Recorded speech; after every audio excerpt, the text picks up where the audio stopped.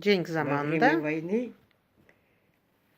к нам, когда проходили через нашу деревню Севастополь, многих людей ранили, офицеров, солдат, военных, сбивали самолеты над деревней. Там у нас было горы, прятались там. И некоторых уже убитых приносили, оставляли у нас возле, между сараем для скота и туалетом была площадь такая. Там очень было много цветов разных, высоких. Вот среди них бросали этих моряков, все. Дедушка с мамой, с бабушкой, с дядей, все это вытаскивали, старались лечить, что-то делать, но люди уже давно холодные. Плакали, копали их, Хоронили. не знали, как передать, чьи они дети, фамилии, что-то нет. Вот тогда целыми днями вся наша семья плакала. Плакала, но ничем мы не могли больше помочь. А если помогали, если кто-то случайно уцелел или что-то, то мама со своей двоюродной сестрой, которая только окончила в Симферополе медицинский, они Как ее выхаживали. звали, мам? Я ее не помню, как звали. Не помню. Выхаживали ночами, делали уколы, все. А у нас жил офицер, врач, немецкий. У нас была хорошая большая кухня. Вот эту кухню освободили все, а дали этому врачу для лекарства. И вот мама с двоюродной сестрой ночью воровали у них бинты, вату, лекарства, все. Один раз этот врач их застал. Ну, думали, все, убьет он их. Нет, он оказался настолько человечным человеком, настолько действительно врач. Он подошел и говорит: девочки, вы очень хорошо делаете, что вы спасаете людей. Вам все равно, немец он или русский, или татарин, или кто бы ни был.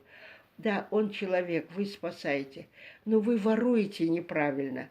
Вы с одной кучи воруете. Надо брать с разных мест понемножку, чтобы не было заметно. Он снимал вот эти, сам показывал, кадеин, мадеин, там чего только, каких только не было лекарств. Ведь потом вата не было в то время, или бинты, минты. А у нас полный подвал были этих Раненых. раненых.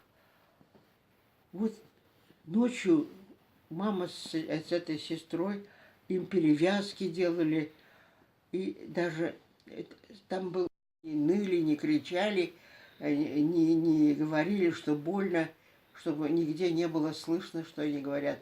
Если они случайно рот откроют, чем-нибудь говорят, они закрывали какой-нибудь или шапкой, или тряпкой, закрывали им рты, чтобы вот не было слышно. Но врач был исключительный. Мама взяла у него адрес, где он живет. Он писал своей семье, что не надо переживать, что он живет в очень хорошей семье. У нас были свои пчелы. Мы очень много меда тратили на лечение. Дедушка принесет какой-нибудь посуде мед и маме говорит: вот этот мед самый лучший, береги для этих, которые внизу. Это значит, для раненых беречь надо. их кормили. Многие поправлялись, ночью их проводили, показывали им на бумаге дорогу, где надо идти, как идти, чтобы попасть в Бахчисарай, и какими дорогами надо идти, чтобы не попасть немцам.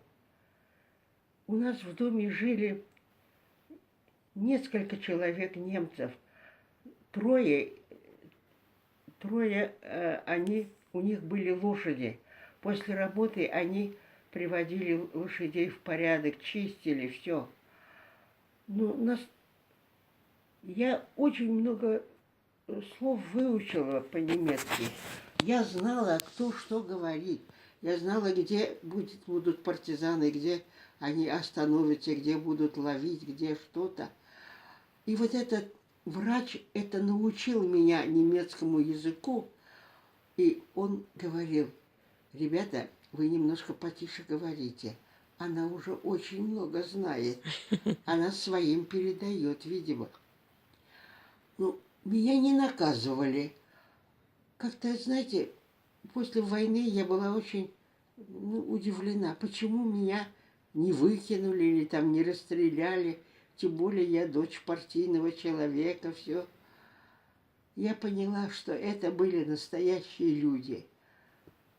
Они были немцами, но были они людьми. Они лечили, они не убивали. Я училась по словарю. На крымско-татарском языке есть слова для 1 класса, 2, там, 3. А он садился, этот врач, возле меня, спрашивал, как это называется. Я говорю: курица, петух, там, что, как. А он говорит мне, как это называется по-немецки. Я действительно очень много выучила. Память была хорошая. Я запоминала быстро. Но в то же время, когда кончилась война, они уехали, мы не могли с этим врачом расстаться. Я плакала, я очень долго плакала за ними. Потом он повернулся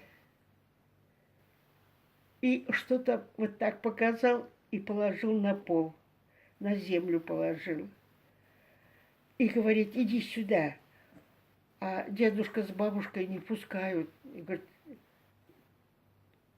не надо, говорит, а вдруг тебя кто-нибудь убьет. Но он-то не убьет, а вдруг кто-нибудь убьет. Не пустили.